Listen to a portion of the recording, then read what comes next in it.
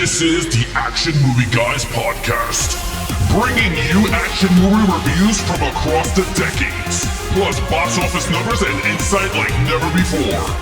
And now, your hosts of the Action Movie Guys podcast, Alex and Nate.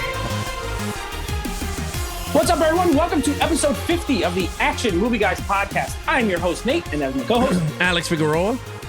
And yes, that is correct. You heard me correct. We made it all the way to episode 50. Yeah. It seems like we just started this, I don't know, last Tuesday. But look at this. We're already at episode 50. And this is where we're going to be starting our Jason Statham month of movies. So we're going to be covering 4 Jason Statham movies as voted on by you guys, the listeners. I put a poll on my Instagram, put a bunch of Jason Statham movies. You guys voted on these. And the first up is Crank from 2006. So, Alex, had you ever seen this movie? Nope. This is the first time watch for you. Yep. Ooh, I'm very funny interested to see. I own this, but I never seen it because my wife is a big fan of his. So she watched most of his stuff. I never, I watched certain things of his, like Transporter. Yeah. I seen the first one, never 2 and 3. But in terms of Crank, I never seen the Crank movie. Okay, well, most wives are big fans of Jason Statham, but I am as well. Every wife is. I love Jason Statham. I'm a big fan of his. So I'm looking forward to watching these movies, especially the ones you haven't seen. This was, of course, 2006. So I have not seen it in a while, but I'm looking forward to talking about it. Now, before we talk about it, we got a couple things. First, of course, if you're watching us on YouTube, please make sure you subscribe to the channel. Go ahead and hit that like button. And down below, give us your review and your scores for the movie Crank. We're going to give you our criteria. Just use the same ones and let us know what you think about the movie. Of course, if you're listening on the go, on Apple Podcast or Spotify, please make sure you subscribe, follow us, get those downloads every week, and give us a little review and let us know how we're doing and what you think of the show. All right, with that out of the way, let me give you the criteria. Then we're going to go to the box office, and then we're going to go to Rotten Tomatoes, and then we're going to give you our take. So, of course, our criteria is the same every week. Lead character, main villain, action scenes, storyline, overall movie, and then total points out of a 25. Okay, now for box office. This is where I guess, and you know what? I remember Crank being pretty low budget, but being successful on the low budget. But I don't think it made a ton of money. So I'm going to say Crank made $30 million, but I think the budget, like I said, was pretty low. So I'm going to say $30 million. All right, so the budget? No, the U.S. box office, $30 million. Gotcha. All right, here we go. Cranked 2006 box office numbers are domestic, $27,838,408. Okay. International, $15,092,633. For a worldwide total of $42,931,041 on a budget of $12 million.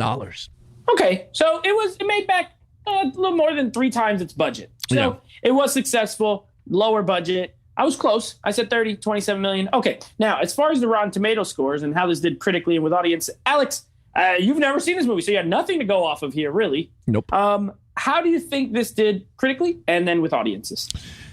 You know what? I think from the numbers, for at that time, so I would give it I'll give it like a 50, 55 critics, and the audience I will give it like a 68. Oh, okay, 55. So you're not that far off on either one. Fairly close. Critically, this has a 61%. Oh, wow. Rotten Tomatoes. So it is fresh, just over the fresh limit. And with audiences a little higher, 71%. So I guess, you know what? I'm not surprised that the audience score is a little higher. Obviously, this got voted on by people, so that must have some following. Either way, all of these numbers mean absolutely nothing when you're listening to the Action Movie Guys, okay? Because we're the opinions you came to hear. So we're going to give you our scores now. I'm going to go to you first. Lead character, Chev Chelios, as played by one Mr. Jason Statham. Alex, take it away. All right, so in terms of Jason Statham's character, it's pretty much every character he plays in every movie. I mean, honestly, there's nothing new in this character that he does in any other movie. Whether he's in Expendables and not Pretty much every Parker. I mean, we can name every Transporter. It's Jason Statham across the board. But I liked him. He was pretty cool. He was like he had to get his adrenaline going, I believe. That's the whole point of the movie. He got hit with like a Japanese or Korean virus. Chinese virus, and he has to keep his heart pumping and adrenaline kicking in, so he has to do all this wacky stuff. I gave him a 4. It was it was pretty cool. I liked him in the movie. Not a perfect, but it was great. Him in the movie. All right, I slightly disagree. Now, I am a big Jason Statham fan. Okay. And I like Jason Statham in this movie. But I'm scoring the character, and this character is kind of a prick. So he's not a good guy. You're not following a good guy in this movie. Right. You are following a bad guy. A hitman. He's like a hitman. But he's not just a hit. You could follow a hitman and still, he's not like a likable hitman. You know what I mean? Like, he's pretty much a jerk. He seems like he's not a very good dude. He, the only time he's moderately not horrible is when he's with his girlfriend, played by Amy Smart. But even then, he's kind of still a little bit. I won't say he rapes her, but he comes pretty close when they're in that, out in Chinatown or whatever. It's questionable. So he does a lot of things. He does a lot of things that are not good. However, Jason Statham's fun to watch. So I give him a 3. I put it right in the middle. Because he's not really a hero in any sort of way. He's pretty much a bad dude.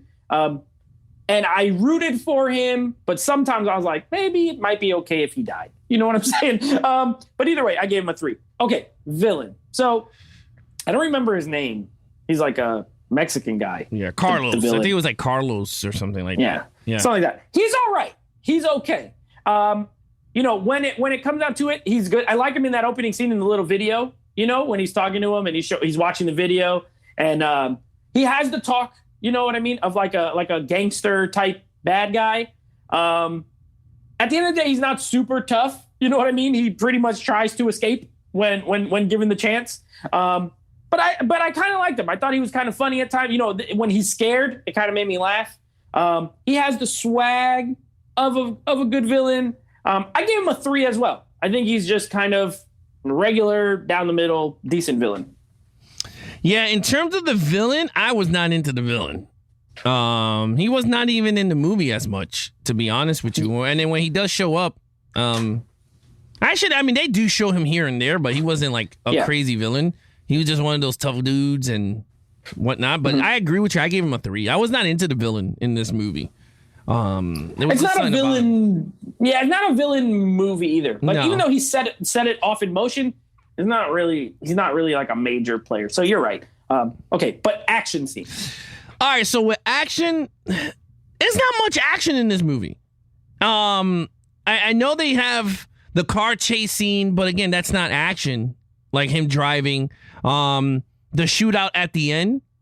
Okay. The alleyway wasn't much of a big thing, and then even when he's in the warehouse scene, when they were shooting and they shot him in the thigh, or was it his butt? One of those things. But it wasn't like a jam-packed action like galore. I gave it a 3 for action, for good. Okay, fair enough. So here's where I'll differentiate a little bit. Mm-hmm. I give the action a 4. Now, I agree with you with what you said as far as the traditional action scenes. They're just okay. But here's why I give this movie a 4. Pretty much from the start of the movie, this thing, like the way it's filmed, it doesn't stop like moving. He is constantly moving. I feel like the direction itself is like action pretty much. You know what I mean? He's constantly running. He drives the car through the mall. They have the cop chasing him through the mall and everything. The way it's filmed and edited, like it's just constantly, it almost never stops. So I think as an action film, it has that energy to it that is constantly going. And I think that factors into it being, like the action for me. So I give the action a 4, but I do agree with you. Like the traditional action scenes, fights, shootouts, things like that, they're just okay. But as a whole, I feel like this is just one big action piece, essentially. Yeah. All right. So storyline. All right. Now, storyline. So on paper, this is a great premise. I actually really, really like the storyline as a premise. Hitman doesn't do a job he's supposed to do.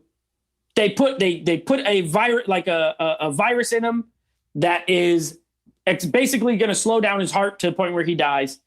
He needs to keep his heart pumping with adrenaline. He needs to constantly do stuff or else he will die. And he's trying to get revenge on this guy. And it all takes place in one day. I love the storyline in this movie. I think it's great for an action movie. It really works. It's tight. You know, the movie's not very long. It's like 90 minutes. It's constantly moving. I give the story of the movie a 4 out of 5. Yeah, in terms of storyline, I gave it a 4 out of 5. I think the concept of the movie is pretty good, and that's pretty much it. I mean, I like the concept. Other than that, the movie was just... We'll talk about it in overall. We're going to get to overall, yeah exactly. But I gave it a 4. I thought the storyline was entertaining.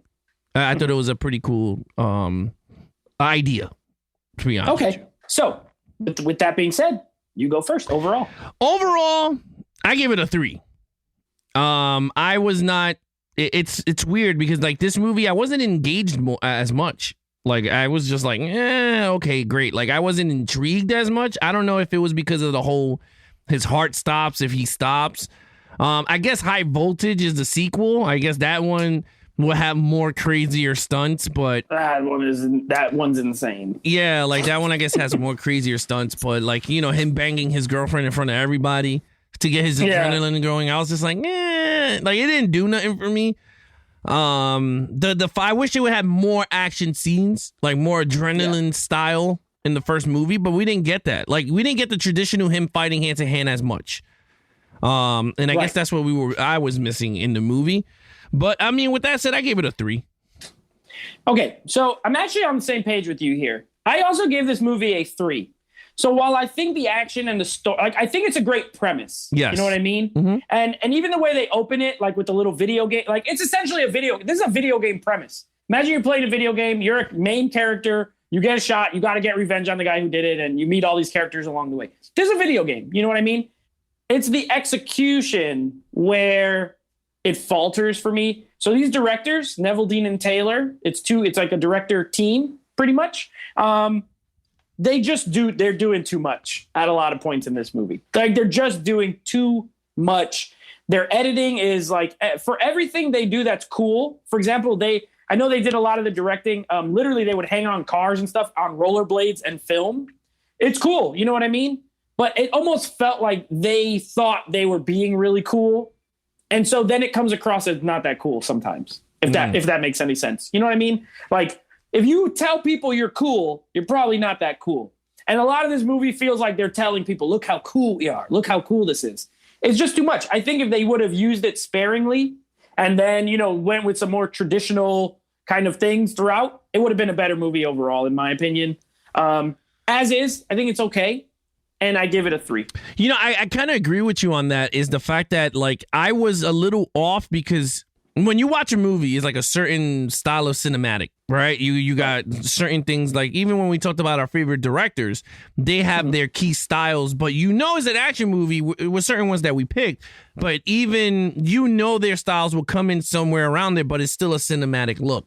I understand what they were trying to go with this, but there was there was a lot of washing colors out. Then it was oversaturated to the point that I didn't know what the hell. Like he was running when he was like super amped, and it was like super like it was like very oversaturated yellow colors. And, and I was just like, okay, I understand where you're going with this, but you only did it like for 2 seconds, and then whenever he does another thing, it's never again. Like it's just like a weird. And you're right, it was like all over the place, like the coloring and he's drinking. Yeah, it was like, let's see how many things we can do. You know what I mean? You remember the part where they're like in split screen, him and Pedro from Napoleon Dynamite? Yeah. And then like he walks over to him, and then all of a sudden they're in the same screen. And then, it's like you're doing too many techniques in one movie. I agree with you. Spread them out.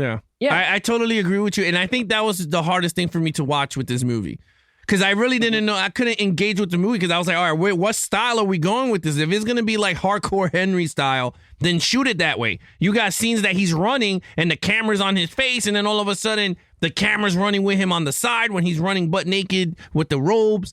And I really didn't know. I totally agree with you on your point. That could have been a reason why I scored it a 3 also. I would imagine so. And that's why I was looking forward to you seeing this, because I was like, I feel this way. I know a lot of people like this movie, and I don't dislike it. I think here. It's entertaining. It's just that it's too much, and it's style over substance, but it's also like 70 different styles. It's not one style. So it becomes overkill and overload, and they tried to be too edgy for their own good, I think, at times. And then you have also scenes that, like, to me never made sense. And I understand if it's a video game or whatever, but you have scenes of, like, stop the car here, and then he goes in and then he jacks up a store, and then he's like grabs all the energy drinks and all the powders and all this crap. Then he gets back in the car. Then it's like, oh, let's go into the mall. And then he goes into he's doing some other wacky stuff. And it's like, wait a minute, if the cops are chasing you, this dude would have been a straight wanted. Like, every police force is after this guy. But it was just like a weird, to me, it felt weird. It was just like a weird situation. Yeah. So. I agree. And with the ending of this, the very end, like, it's like, how do you even make a part two? This man fell 1,000,000 feet out of a helicopter onto a cop car, onto the concrete, and there's a Crank 2. It doesn't make sense. And then he survived. Yeah, he survived. That's what I mean. They made a part two. Part two is worse. I'm glad nobody voted for part two. We're not watching it, but I wouldn't suggest it to you, to be honest. Like, I wasn't even planning on watching it, to be honest with you. It's beyond this one. It's insane. It's literally insane. So these guys did direct a couple of other movies. They did Crank 2, obviously. They did Gamer, which I kind of like Gamer. That's with Gerard Butler? Yeah, but it suffers from some of the same stuff. Like, sometimes just too much going on. Yeah. So, it is their thing, I guess. Anyway, that is Crank. Now, total points. I have a 17 out of 25. I gave it a 21 for all a 21 out of a 25. Like I said, I gave it a 4 for lead character, 3 across the board on main villain and action scenes, a 4 for the storyline, and then a 3 on overall. There you go. All right, so that is our scores. I feel like that's not 21. Wait, no, I'm sorry. That's a 17. Sorry, 17. Yeah, we're on the same. We're tied. Yeah, we're tied. I was like, wait a minute. I'm over calculating. Wait, that's way wrong. That was the other movie. I'm so sorry. Yeah, 17 no worries. Out of a 25. So we're both on the same page here. 17 out of 25. So Crank, it's I don't regret owning it or anything. Like, it's a kind of movie where if someone's never seen it, or like if you're doing a Jason Statham marathon, you can put it in. It's fine. Like I said, it's 90 minutes. It's, there's some parts that are kind of funny, but it's a little too crazy for my liking. So anyway, that is Crank. Of course, next week. Oh, you're going to say something? I was going to say this is the first time in a long time that we matched across. I mean, it's not matched. It's 17 out of 17. We got the same numbers, but we just flip-flop the lead character. That's it. Yeah. It's action and lead character. If you switch those numbers, we have the same exact scores. Pretty much. Yeah. That's crazy. So, it's, you know what? We're on the same wavelength here. Yeah. Next week, we will, of course, be the two shows for next week. Lethal Weapon 4, a first-time watch for me. And then Homefront is the Jason Statham movie that we're going to be watching. Have you ever seen this one? Nope. I'm looking forward to this one because Stallone, my favorite actor and director, he wrote that movie. So I'm dying to see this one. And it's on Netflix. And the crazy thing is, I don't know if you knew this, Nate. This was Rambo's storyline. Okay. He used the storyline for Rambo. I think you might have told me this. Yeah, he did this was supposed to be Rambo's storyline, and he did it on his own movie. So I want to see what it looked like. And a lot of people said it was good. So I remember liking it. So this one is on it's on Netflix. It's on streaming services. I think it's also like on Amazon. So we're going to be watching Homefront. For everybody who's never seen it, guess what? You could stream it. That way next week you could watch along with us or review it with us. And then we'll keep going from there. I know we got Expendables in there as one of the movies. And I don't remember the other one right now, but we'll find out. Anyway. Yeah, well, I mean, with that said, you want to follow us on our social media accounts. Please follow Nate over on Instagram at Netflix Reviews. Check out him and his podcast with his friends at Netflix Movie Reviews on Apple Podcasts, anywhere you listen to your podcast on. Anything Levels of Geeks, follow us on all social media platforms except for TikTok and Facebook. And of course... No one cares. Yeah, and other than that, you can check out our website, www.levelsofgeeks.com, where we have all our content there, nicely organized, merch there, so you guys can support the channel. And other than that, guys, that is your host, Nate. I'm your host, Alex Figueroa. Be awesome to each other and geek out.